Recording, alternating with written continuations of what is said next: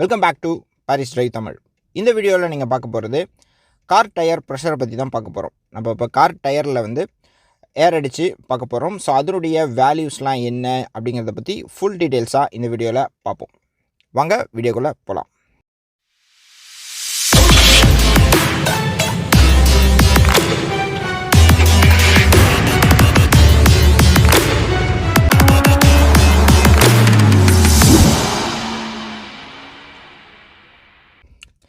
இப்போ கார் டயரில் பார்த்திங்கன்னா வந்து ஏர் ப்ரெஷர் வந்து ரொம்ப முக்கியமானது. ஸோ அதில் வந்து 2 வகையாக வந்து அளவுகள் சொல்கிறாங்க. ஒன்று PSI அப்படிங்கிற ஒரு அளவு, இன்னொன்று பார்த்திங்கன்னா வந்து பார்.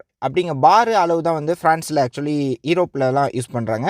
PSIங்கிறது இந்தியாவில் யூஸ் பண்ணுறாங்க, அப்புறம் யூஎஸ்ஏலையும் யூஸ் பண்ணுறாங்க. இந்த PSI அளவுகள் பார்த்திங்கன்னா நார்மல் ரேஞ்சஸ் வந்து 31லேருந்து 35 வரைக்கும் சொல்கிறாங்க. அதே மாதிரி பார் பார்த்திங்கன்னா 2.1 2.2 அந்த அளவுக்கு வைக்கலாம் அப்படின்னு சொல்கிறாங்க. இன்னும் உங்களுக்கு வந்து உங்களுடைய கார்லேயே பார்த்திங்களா, உங்களுடைய கார் புக்லெட்லேயே வந்து கொடுத்துருக்காங்க. உங்களுடைய காருக்கு எவ்வளோ உங்கள் ப்ரெஷர் வந்து வைக்கணும் அப்படின்னு சொல்லிட்டு கொடுத்துருப்பாங்க. ஸோ அது மட்டும் இல்லாமல் உங்களுடைய காரில் இருக்கக்கூடிய டோர்கள்லையும் இந்த விஷயம் டீட்டெயில்ஸ்லாம் இருக்குது. ஸோ அதையும் நீங்கள் பார்த்து தெரிஞ்சுக்கலாம். என்னுடைய காருக்காக வந்து நான் வந்து ஃபெர்ம் அப்படின்னு சொல்லிட்டு ஒரு கம்பெனி வந்து பிராண்டுக்கு ஏர் கம்ப்ரெஷர் வாங்கியிருக்கேன். ஸோ அதை தான் இந்த வீடியோவில் எப்படி அடிக்கிறது அப்படிங்கிறத பற்றிலாம் நான் பார்க்க போகிறோம். ஸோ இது எப்படி இருக்குது அப்படிங்கிறத ஃபுல் டீட்டெயில்ஸையும் இந்த வீடியோவில் கண்டினியூவாக பார்க்க போகிறீங்க. கார் ப்ரெஷரை வந்து கரெக்டாக வந்து மெயின்டைன் பண்ணணும் அப்படின்னு சொல்கிறாங்க. ஏன்னா சேஃப்டி விஷயத்தில் ரொம்ப முக்கியம். கார் ப்ரெஷர் பார்த்திங்கன்னா வந்து மாதத்துக்கு ஒரு தடவை செக் பண்ணுங்கள் அப்படின்ட்டு நமக்கு வந்து சொல்லுவாங்க. கார் ப்ரெஷர் வந்து இப்போ வந்து நீங்கள் இப்போ வரக்கூடிய கார்கள் 2014க்கு அப்புறம் வரக்கூடிய கார்கள்லாம் பார்த்திங்கன்னா வந்து இந்த ஏர் ப்ரெஷர் வந்து சொல்லக்கூடிய டெக்னாலஜி வந்துருச்சு.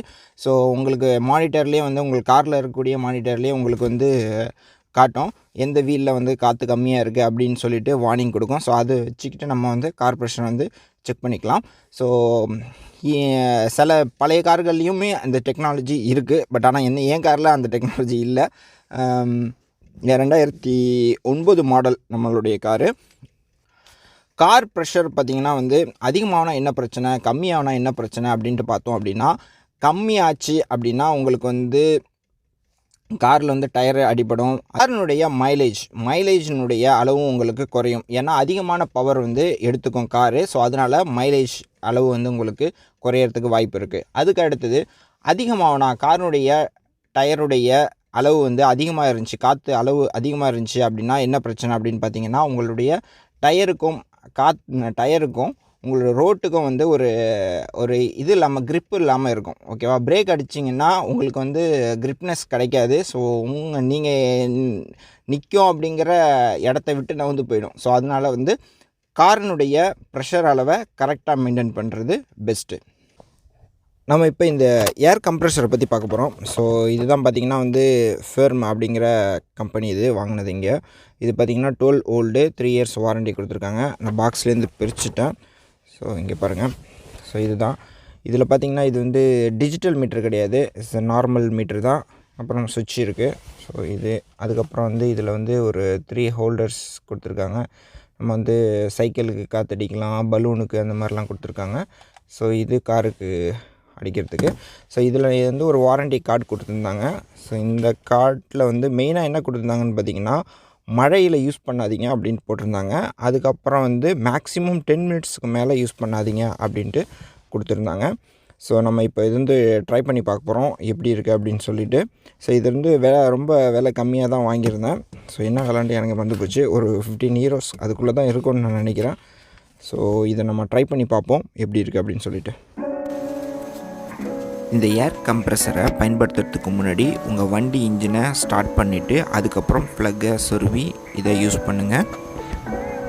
வண்டி இன்ஜினை ஸ்டார்ட் பண்ணாமல் யூஸ் பண்ணிங்க அப்படின்னா வண்டியினுடைய பேட்ரி பவர் வந்து குறையிறதுக்கு வாய்ப்பு இருக்குது.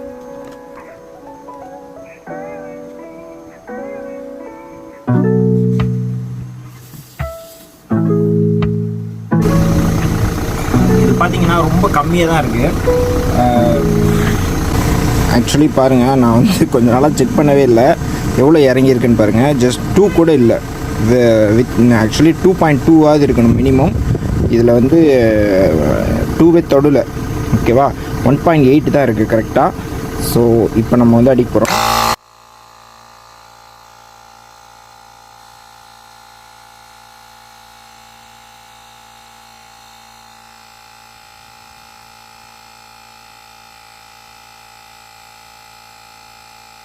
இப்போ நான் கரெக்டாக 2.2 வச்சுருக்கேன். ஸோ அதுதான் வந்து கரெக்டான அளவு. ஸோ இப்போ நம்ம அடுத்த வீலுக்குலாம் அடிப்போம்.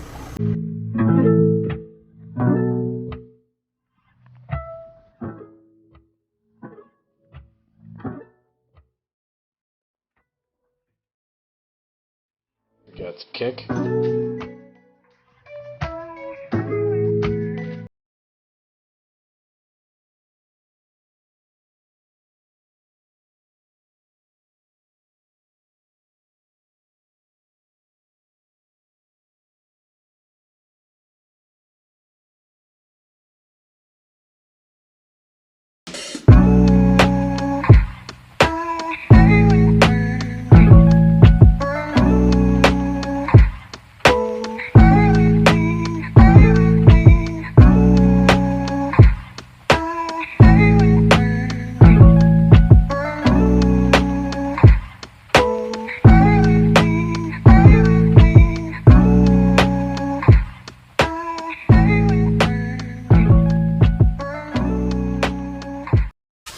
ஓகே கைஸ், கார் வந்து காற்றடிச்சு முடிச்சாச்சு.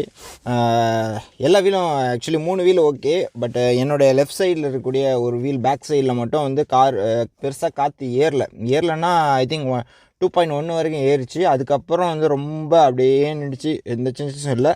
ஸோ இருந்தாலும் எடுத்துட்டேன்.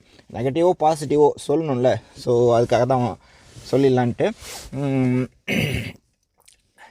இதில் வந்து மெயினாக வந்து நல்லா தான் ஏறிச்சு. மற்ற 3 வீல்லையும் எந்த பிரச்சனையும் இல்லை. ஸோ வீலில் எதுவும் ப்ராப்ளமா, அந்த மவுத்தில் எதுவும் ப்ராப்ளமா அப்படின்னு சொல்லிட்டு தெரியல. ஸோ நம்ம வந்து ஸ்டேஷனில் போயிட்டு வேண்டாம் இன்னொரு தடவை செக் பண்ணி பார்க்கலாம். இப்போதைக்கு பிரச்சனை இல்லை அப்படின்னு நான் நினைக்கிறேன். ஓகே, இதோட என் வீடியோவை முடிச்சுக்கிறேன். ஸோ இது போன்ற பயனுள்ள தகவலை தெரிஞ்சுக்கிறதுக்கு பாரிஸ் டிரைவ் தமிழை சப்ஸ்கிரைப் பண்ணுங்கள். இது போன்ற வேறு ஏதாவது பிரயோஜனமாக உங்களுக்கு விஷயங்கள் தேவைப்பட்டுச்சு அப்படின்னாலும் எனக்கு கமெண்ட் பண்ணுங்கள். உங்களுக்காக அடுத்த வீடியோவில் அதை கிளியர் பண்ணிடலாம். வீடியோவை இறுதி வரை பார்த்தமைக்கு நன்றி. மெர்சி அவ்வா.